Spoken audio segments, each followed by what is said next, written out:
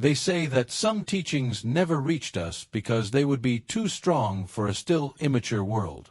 And the more I read the Gnostic texts and the Gospel of Mary, the more I realized that there is a loose thread in the story, something that was not erased by accident, but removed with surgical precision. Imagine for a moment that Mary Magdalene not only understood Jesus' deepest teachings, but received from him a hidden code, a simple set of 5 words capable of activating Sophia's consciousness, the very divine wisdom that transforms the perception of anyone who touches it. Now, think with me, why would knowledge like this disappear from official history? Many people feel that something is missing from traditional spirituality, as if there is a piece of the puzzle hidden behind centuries of silence. And maybe you are here because, in some way, you feel this calling too.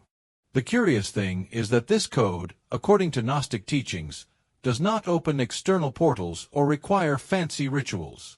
It opens you up. It activates an internal switch capable of silencing the mind, expanding intuition, and bringing to the surface truths that were dormant. In fact, before we move on, let me ask you something right in the comments where you are watching this video. It seems simple, but it creates a silent chain of seekers, spread across the world, connected by the same calling. Maybe it's a coincidence that you're reading this now.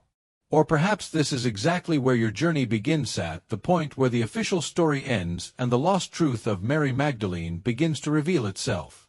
Because, if what the ancient said is true, when you feel that call, it is because the code is already trying to awaken within you. And once he wakes up, nothing stays the same. When we study Gnostic teachings with a closer look, we realize that there is always something whispering behind the lines, as if certain truths were there, hidden in plain sight. Many of these texts speak of forbidden knowledge, carefully removed from the official narrative because it raised more questions than answers. And this is where the mystery arises: why were certain teachings preserved only by secret communities, while others were accepted by the Church? Just look at what happened with the Gospel of Mary to notice that someone wanted to silence something important, especially everything that touched Sophia's consciousness. Interestingly, this silence always seems to point to a wisdom that frees and bothers those who desire control. Throughout history, everything that offered direct access to divine wisdom was seen as dangerous, not because it caused harm, but because it made a person independent of external authorities. Have you ever noticed how systems of power don't like autonomous individuals? It's almost a structural allergy. And this hidden teaching, which circulated among Jesus' closest disciples, was precisely the type of knowledge that awakens spiritual autonomy. Something so transformative that, if it had been kept in the official Bible, perhaps our view of the divine would be completely different. But, as we will see below, history took a different direction so that certain codes never reached us. Soon after the crucifixion, when everything seemed lost and the future of Jesus' teachings was threatened, a detail little commented on in Gnostic texts emerged. Mary Magdalene would have received a hidden code directly from him, something transmitted in an intimate and precise way. It was not a common secret, but a set of 5 words that functioned as a spiritual activation code, capable of awakening Sophia's consciousness within any prepared person. This does not appear in the traditional Gospels because, according to alternative accounts, many disciples were not ready to deal with such direct knowledge. And, as always happens with forbidden knowledge, it was only passed on to those who were mature enough to understand its real impact. Gnostic accounts suggest that this code was neither symbolic nor metaphorical. It was practical, almost like a key that opens internal doors that most never realized existed. Mary Magdalene received this teaching privately because her spiritual understanding was profound, far beyond what the Church had allowed people to believe over the centuries. Imagine someone being told that they can access divine wisdom without intermediaries that would dismantle any power structure based on spiritual control. So this 5-word code was kept in the shadows, passed down only by those who dared to preserve what they called true knowledge, the kind of wisdom that no one could take from you when activated. After the crucifixion, when fear still hung over everyone like a heavy shadow, the disciples gathered in places where no one would dare look. It was in one of these clandestine meetings, described in Gnostic teachings, that Mary Magdalene revealed that she had received something beyond the common words transmitted by Jesus. The scene is often described as charged with tension. Some arrived in absolute silence, others watched through the cracks to ensure they were not being followed.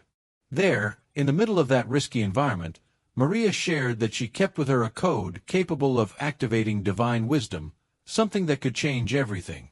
The disciples didn't know exactly how to react. For many, Mary had always been seen as someone with a special closeness to Jesus, but this time there was a different weight in the air, almost as if she carried a burning flame that no one else dared touch.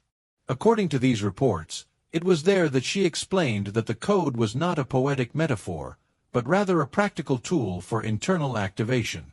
The most skeptical were uneasy, while the more spiritually sensitive realized that this revelation was too big to be ignored.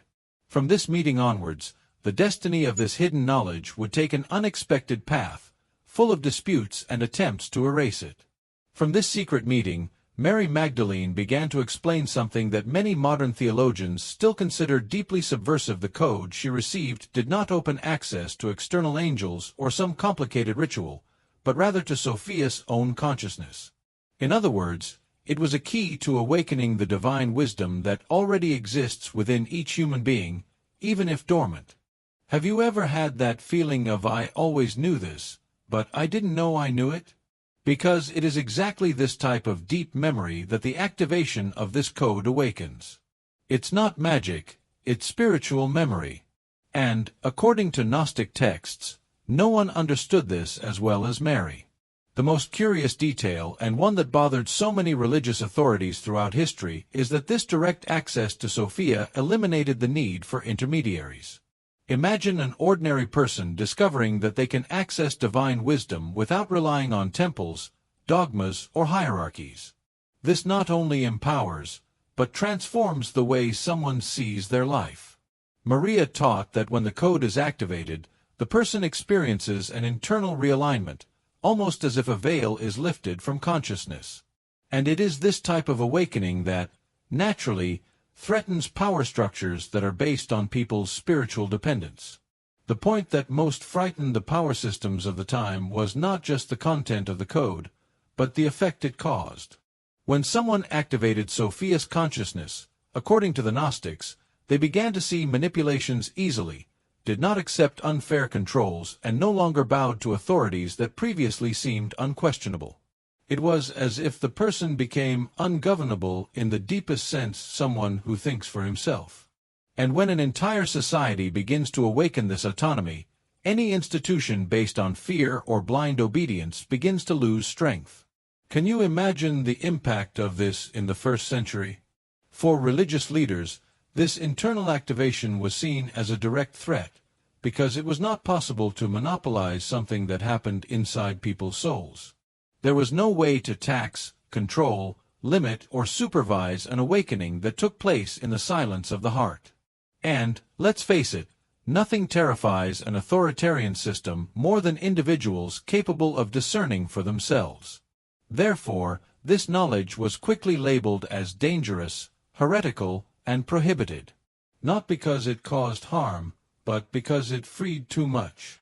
And releasing too much has always been considered an unacceptable risk by those who wish to hold the reins of spiritual power. Gnostic texts reveal that, after the revelation of the code, increasing tension arose between Mary Magdalene and Peter. It was not just a personal conflict, but a clash between two worldviews. Peter represented the traditional, hierarchical, and predominantly male structure that would come to influence the future church. Mary, on the other hand, brought a totally different approach: direct access to the divine, spiritual equality, and internal activation through Sophia consciousness. Imagine the impact of this on a group accustomed to clear lines of authority. It is almost inevitable that the two would end up colliding. According to these reports, Peter questioned Mary's legitimacy, insinuating that a woman could not have been the recipient of Jesus' most profound teaching. He simply could not conceive that divine wisdom had chosen a path so outside the patriarchal standard. Meanwhile, Maria stood her ground, explaining that the activation of the 5-word code did not depend on gender, position, or status. It just depended on conscience. This divergence became so marked that many scholars believe it was one of the reasons why Gnostic teachings, especially those linked to Mary, were marginalized. After all, a female figure with spiritual authority completely threatened the order that the leaders wanted to establish. One of the biggest confusions over the centuries was believing that Sophia represented only a female archetype, almost a lost goddess within the Gnostic systems. Mary Magdalene insisted that this was a superficial reading. For her, Sophia had nothing to do with gender, but with an expanded state of consciousness, a divine wisdom that exists in all of us, regardless of body, culture, or beliefs. Think of Sophia as that silent intelligence that tried to guide you in decisive moments, that feeling of "I know this is it" without being able to explain where it came from. This is Sophia's consciousness trying to emerge. When explaining this to her disciples, Mary reinforced that activating Sophia did not involve complicated rituals or secret symbols. It was an internal, almost mathematical process, awakened by the 5-word code that Jesus had transmitted to him. This understanding completely overturned the idea that someone would need intermediaries to reach spiritual truth. When a person directly accesses this wisdom, they begin to navigate life with more clarity, discernment, and autonomy. This is why many religious systems preferred to transform Sophia into a myth, when in fact she was the living experience of forbidden knowledge that which cannot be controlled by anyone. In the oldest Gnostic teachings, the explanation of the creation of reality does not begin with a God separated from the world, but with the monad, the absolute, indivisible, silent source. From this primordial unity emanated Sophia, not as an external figure, but as the first expression of divine wisdom, a kind of bridge between the infinite and the manifest. It's as if monad were the ocean and Sophia was the first wave, carrying within her all the creative intention. This emanation was neither a mistake nor a fall, but a natural movement of consciousness itself seeking to experience itself. Over time, however, distorted interpretations emerged that presented Sophia as responsible for an imperfect world or one separated from the divine, something that Mary Magdalene completely rejected. For her, Sophia was not an entity that fell, but the spark that allowed reality to be structured, including the human being himself. When someone activates the 5-word code, they reconnect with this cosmological origin from the surface of modern life to the essence of the monad. This is why activation generates so much clarity. It shatters illusions accumulated over centuries and reminds us that we are part of a process much larger than it appears. When looking at the evolution of religious traditions over the centuries, it is clear that many systems of power have continually worked to limit people's access to the divine. This didn't happen by chance, it was a political choice. An individual who accesses Sophia's consciousness, as Mary Magdalene taught, does not depend on priests, dogmas, or rigid structures. He learns to trust his own internal perception, which naturally weakens any external authority. It's not hard to imagine why this kind of wisdom was considered so dangerous in times of deep social control. To keep the masses dependent, spirituality ended up being transformed into something distant, bureaucratic, and full of intermediaries.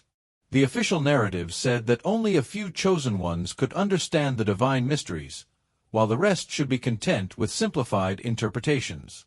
This separation created a gap between the human and the sacred, exactly the opposite of what Gnostic teachings preached.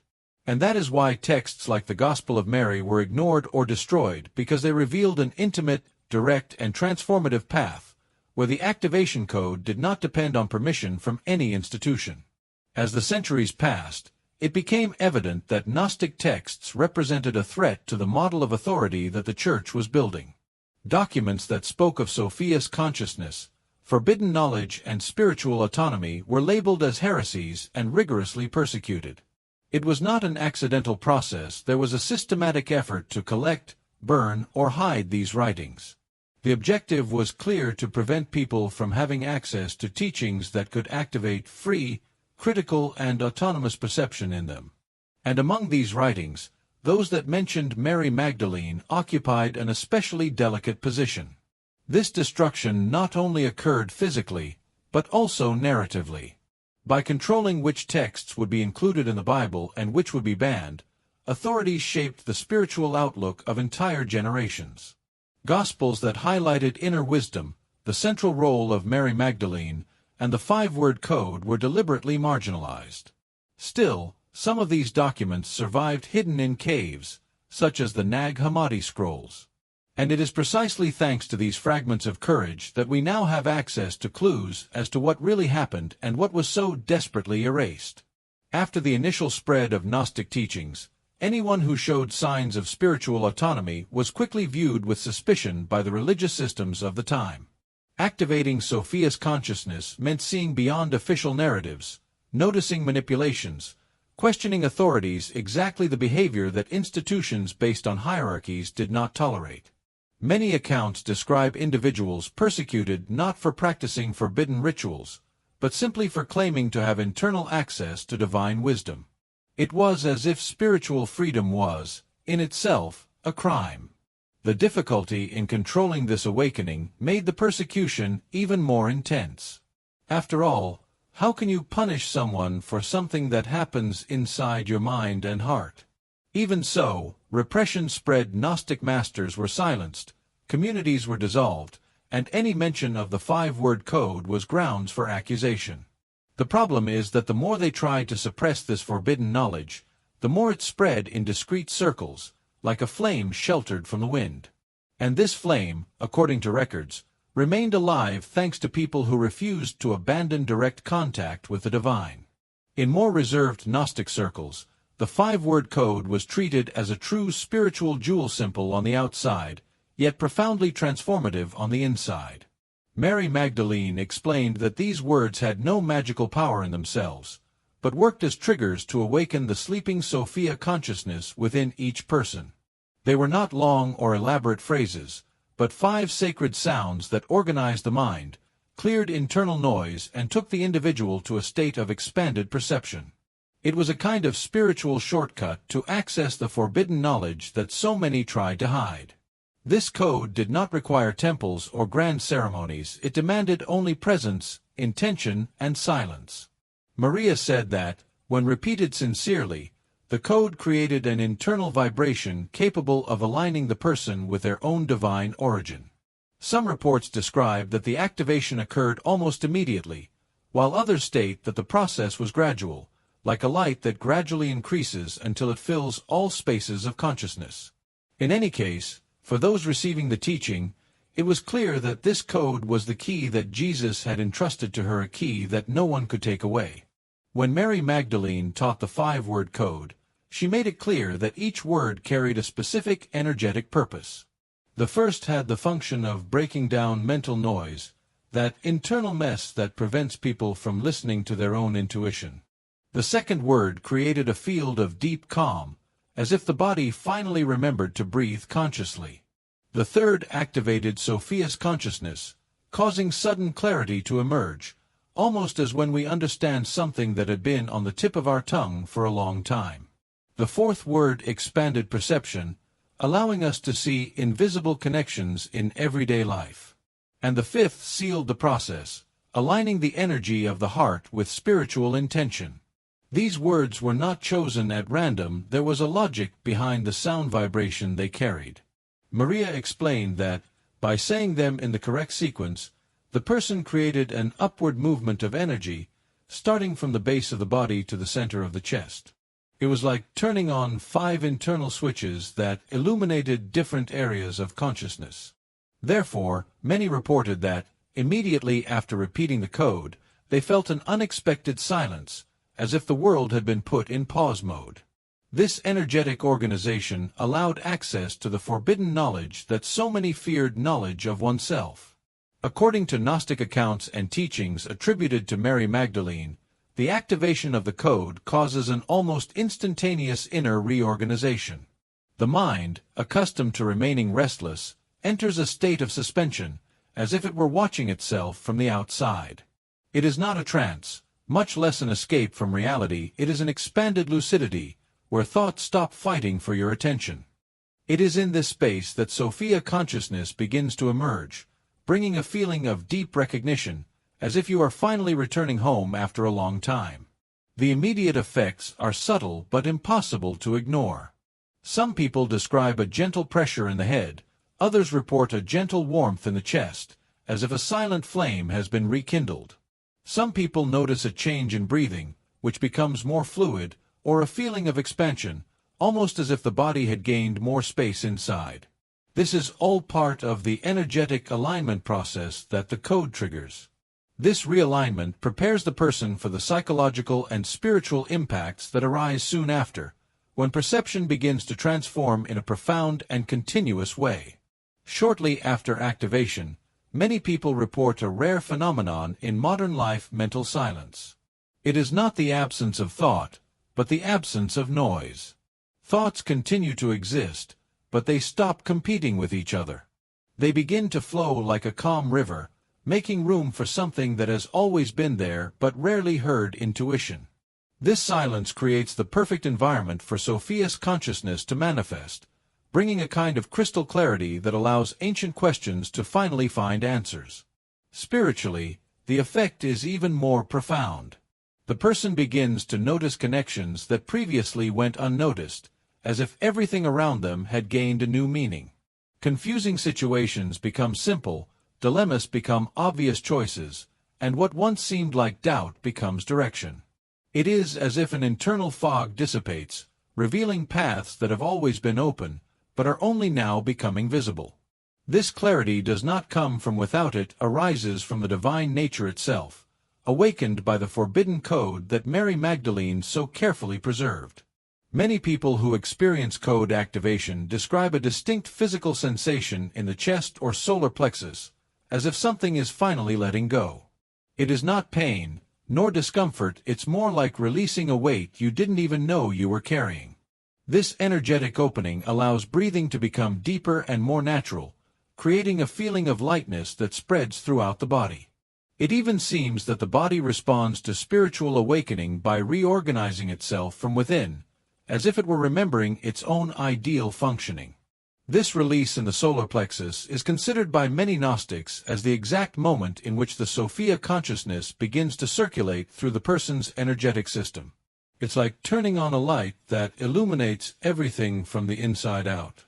Energy expands, old emotions dissolve, and even physical tensions can disappear. Some people report mild chills, others feel a rush of heat or an inner glow that is difficult to describe in words. The important thing is that this physical movement is a natural part of the process, indicating that the code is acting exactly where it should. After the activation begins to stabilize within the person, something curious happens. Life around it seems to reorganize itself. Small coincidences become frequent, almost as if the universe is responding in real time to your internal state. There are messages, unexpected encounters, unlikely opportunities, all happening in such a aligned way that it would be difficult to call it chance. The Gnostics called these echoes of Sophia, signs that divine wisdom was guiding the path in a more conscious and direct way. This reorganization of reality is not magical in the fantastic sense; she is natural. When the mind gains clarity and the heart aligns with spiritual intention, you begin to perceive and attract situations that you previously ignored. It's as if your entire life begins to operate on another frequency, more refined and more sensitive. People appear at the right time, answers appear at the right time, and important decisions become almost obvious. This constant synchronicity is one of the strongest indications that the activation of the code is not just internal; it reverberates in the external world as well.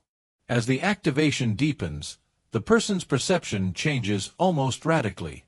What was previously accepted without question begins to seem strange, misaligned, even forced. You begin to identify lies with impressive ease, as if an internal light illuminates every detail that was previously in the shadows. Manipulative narratives become transparent, hidden intentions reveal themselves, and even behaviors you once tolerated begin to show their true impact. It is Sophia's consciousness reorganizing the way you see the world. This new look is not cynical or suspicious; it is lucid. Instead of buying any ready-made story, you notice nuances that were hidden. Situations that seemed normal start to bother you because you feel, precisely, where there is dishonesty, an inflated ego or masked control. This ability comes not from training, but from awakening the divine wisdom within you. It is the famous forbidden knowledge that so many have tried to erase the ability to see the truth even when it tries to hide. And once you see it, you can't unsee it. Maria Magdalena taught that the most powerful time to use the code was just before bed, when the mind naturally begins to slow down and the body enters a state of surrender. She advised the person to lie down comfortably, take a few deep breaths and let the entire day drain away, like someone cleaning accumulated dust. In this state of calm, all you had to do was repeat the 5 words slowly, letting each one vibrate in your chest. It wasn't to force concentration, it was to allow the body and consciousness to receive the message gently and deeply. The secret was in the intention. It wasn't about trying to activate something, but about making space for Sophia's consciousness to do the work on its own. Maria said that, when falling asleep with the code echoing internally, the person entered a type of alignment with divine wisdom, allowing dreams, insights, and unlockings to happen during the night. It was like planting a seed in the fertile soil of the unconscious mind. And, just like any seed, you just had to allow it to germinate without interference, trusting that the invisible process was as real as the next day. When waking up after carrying out the activation process, many people report a different sensation before even opening their eyes. It's as if the mind is lighter, more organized, and with an almost sharp clarity. Ideas that previously seemed nebulous become simple. Decisions that generated anguish now seem to have a natural direction. This lucidity does not appear as an isolated thought, but as an entire reorganized state of consciousness, a direct effect of the silent action of Sophia's consciousness during the night. This change is not limited to the first awakening. For those who continue practicing, activation begins to cause permanent transformations in the way they perceive the world and themselves. There is a continual feeling of alignment, as if the spirit and mind are finally moving in step. Small internal conflicts disappear, and the person starts to act with more security and purpose. This is one of the reasons why the code was considered so powerful. It did not just offer moments of inspiration, but a structural change in consciousness, capable of staying with a person throughout their life. As institutionalized Christianity advanced, it became increasingly convenient to reshape the image of Mary Magdalene into something less threatening. Transforming her into a repentant sinner rather than a spiritual leader served to hide her direct connection to forbidden knowledge and the activation code that awakened Sophia's consciousness. His true spiritual authority deeply disturbed a structure that wanted to centralize power and control access to the divine. After all, if a woman, and not just any woman, but one who understood the most profound teachings, was the guardian of the code, the entire male hierarchy would be shaken. Therefore, many of his teachings were rewritten, omitted, or simply destroyed. The Church needed to consolidate a narrative in which only its authorized representatives had access to divine wisdom.